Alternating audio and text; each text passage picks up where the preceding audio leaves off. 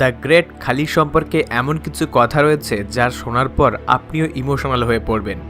এমন একটি ঘটনা রয়েছে যেখানে খালির হাতে একজন রেসলারের মৃত্যু হয়ে যায়। এই সমগ্র ঘটনাটি আমাদের সকলের থেকে লুকিয়ে রাখার চেষ্টা করা হয়েছিল। রেসলিং জগতে এমন একটি ব্যক্তি পরিচিতি লাভ পেয়েছিল যে ইংরাজির সম্পর্কে ঠিকভাবে জানত না, তবে এটা কোনোদিনই উপলব্ধি করতে পারা যায়নি যে এই ব্যক্তি 7 সমুদ্র 13 নদী পার বড় বড় রেসলারদের কয়েক মিনিটের মধ্যেই রিংয়ের মধ্যে শুইয়ে দেবে। খালিদ যখন রেসলিং জগতে পা রেখেছিল তখন চিরকালের জন্য ইতিহাসের পাতায় নিজের নাম নথিভুক্ত করে ফেলে।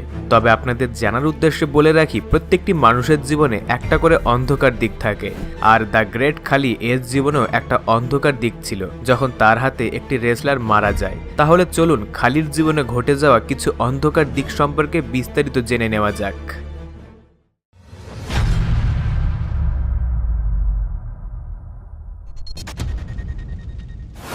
চলুন ভিডিওটি শুরু করা যাক ছোটবেলার খালি থেকে। 1972 সালে 27 আগস্ট দি গ্রেট খালি জন্মগ্রহণ করেছিল। হিমাচল প্রদেশের একটি ছোট্ট গ্রামে দিলীপ সিং রানা জন্মগ্রহণ করে। দি গ্রেট খালি এর আসল নাম দিলীপ সিং রানা। 7টি ভাই বোনের মধ্যে জন্মগ্রহণ করা গ্রেট খালির বাবা মাও জানত না যে সে কিভাবে ভবিষ্যতে চমকে উঠবে। তারা এটাও ভাবতে পারেনি যে সে কিভাবে একটা সুনামধন্য ব্যক্তিতে পরিণত হবে। আর্থিক দিক থেকে তার পরিবার অনেক দুর্বল ছিল। তার বাবা গ্রামের একটি কৃষক ছিল। একবার বৃষ্টির জলে তাদের সমগ্র ফসল নষ্ট হয়ে গিয়েছিল। তারপর তো তাদের অবস্থা আরও খারাপ হয়ে গিয়েছিল।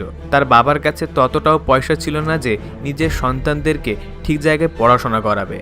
দি গ্রেট খালি যখন 8 বছর বয়সের ছিলেন তখন তার কাছে 2.5 টাকা ছিল না নিজের স্কুলের ফিস ভরার জন্য। এই কারণে স্কুলের প্রিন্সিপাল তাকে নানান রকমের কথাবার্তা শুনিয়ে স্কুল থেকে বার করে দিয়েছিল। সকলের সামনে এইভাবে অপমানিত হওয়ার পর দি গ্রেট খালি ভেবেই নিয়েছিল যে তিনি দ্বিতীয়বার আর স্কুলের মুখ দেখবেন না। এইরূপ দুর্ঘটনার পর তিনি মন থেকে সম্পূর্ণ ভেঙে পড়েছিলেন। দ্বিতীয়বারের জন্য তিনি আর কোনো রকমভাবে চেষ্টা করেননি যে অন্য কোনো স্কুলে গিয়ে পড়াশোনা করবে। তারপর তিনি চিরকালের জন্য স্কুলে যাওয়া বন্ধ করে দেন এবং পড়াশোনা সম্পূর্ণ ছেড়ে দিয়েছিলেন। স্কুল থেকে পয়সার জন্য বার করে দেওয়ার পর খালি পয়সার গুরুত্বটা বুঝতে পারে। এরপর তিনি সিদ্ধান্ত নেন যে রোজগার করার দিকে পুরোপুরি নির্ভর হয়ে পড়বেন। এরপর দেখতে পাওয়া যায় দি গ্রেট খালি অনেকগুলি ছোট ছোট জায়গায় কাজ করেছিল। এরপর তিনি খবর পান যে ভারত সরকার দ্বারা বৃক্ষরোপণের একটা কাজ শুরু হচ্ছে, আর প্রত্যেকটি কর্মচারীকে প্রত্যেক দিন 5 টাকা করে দেওয়া হবে। আপনি একবার চিন্তা ভাবনা করে দেখুন যে বাচ্চাটিকে মাত্র 2.5 টাকার জন্য স্কুল থেকে বার করে দেওয়া হয়েছিল, তার কাছে 5 টাকা কতটা মাইনে রাখে। এরপর দেখতে পাওয়া যায় মাত্র 5 টাকার জন্য তিনি কাজ করা শুরু করে দিয়েছিলেন। প্রথমত তিনি খুব কঠোর পরিশ্রমী ছেলে ছিলেন, আর শরীরের কাঠামো আকার আয়তন দেখে যে কেউ তাকে চিনতে পেরে যেত, আর বেশিরভাগ মানুষ তার কাজের জন্য তাকে অফার দিত। সময় অগ্রগতির সাথে সাথে তিনি বড় হয়ে ওঠেন, আর 1993 সালে তিনি সিমলাতে একটি সিকিউরিটি গার্ডের কাজ করছিলেন। এমন সময় একটি পুলিশ অফিসারের নজর তার উপর পড়ে। তারপর এই পুলিশ অফিসার খালির কাছে যায় এবং তাকে বলে যে তোমার শরীর স্বাস্থ্য খুব ভালো, তুমি পুলিশের কাজে কেন যোগদান করনি। একটা মুহূর্তের জন্য খালি সম্পূর্ণ অবাক হয়ে গিয়েছিল। প্রথমত খালি খুব বেশি পড়াশোনা করেনি, তবে পরবর্তীতে তাকে এটা বোঝানো হয় যে তোমার শরীর স্বাস্থ্যের জন্য তুমি খুব বেশি পড়াশোনা করতে পারোনি। আর তখনকার সময়ে সাধারণ মানুষ সরকারি চাকরির পিছনে এতটাও ছোটাছুটি করতো না, আর বর্তমান যুগের মতো এতটা পরিমাণে কম্পিটিশন ছিল না। পুলিশের চাকরি পাওয়ার পর তার টাকা পয়সার সমস্যা মিটে গিয়েছিল।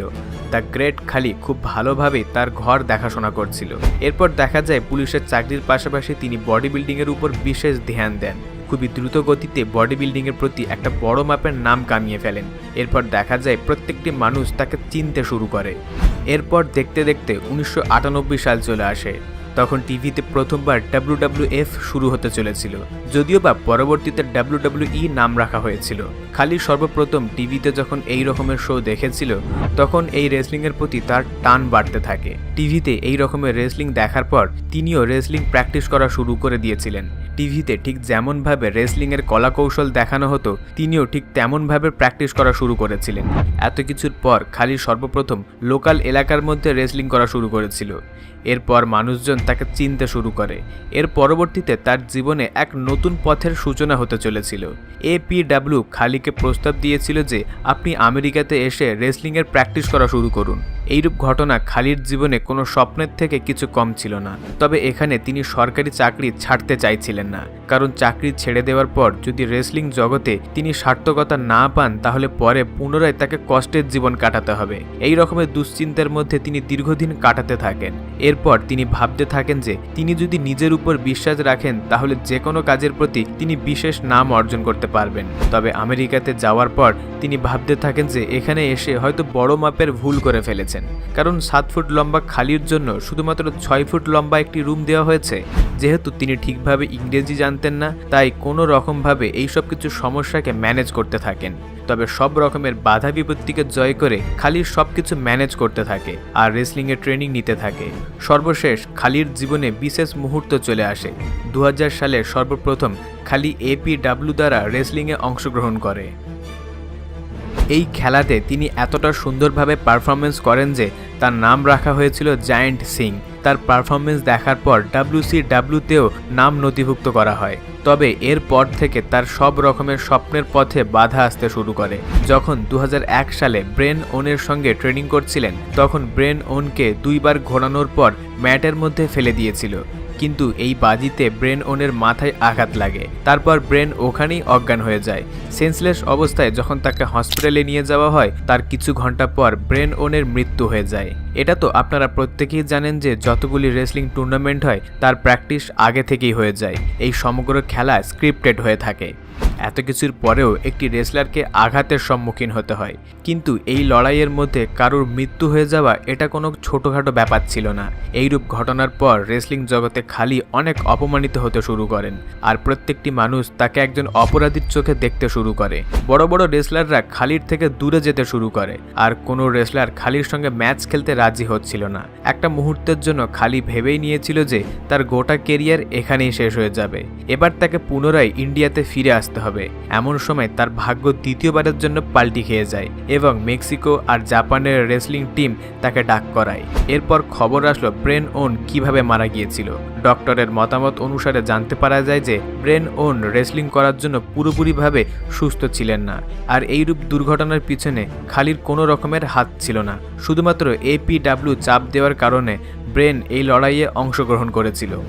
আর এই সমগ্র ঘটনাটিতে খালি পুরো পরিষ্কার হয়ে যায়। এরপর তিনি নতুন এক পথের সূচনা করেছিলেন।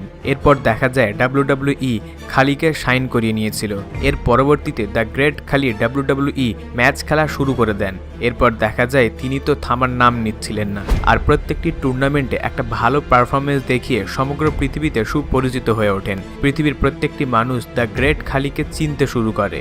বর্তমানে যুবক ছেলে মেয়েদের রেসলিং জগতে নিয়ে আসার জন্য তিনি একটি রেসলিং স্কুল চালাচ্ছেন, আর বলিউডের পাশাপাশি হলিউড সিনেমাতে কাজ করে আরও পরিচিতি লাভ করেন। বর্তমানে তিনি বেশ ভালোই আছেন। বন্ধুরা, আমাদের আজকের এপিসোড এখান পর্যন্ত।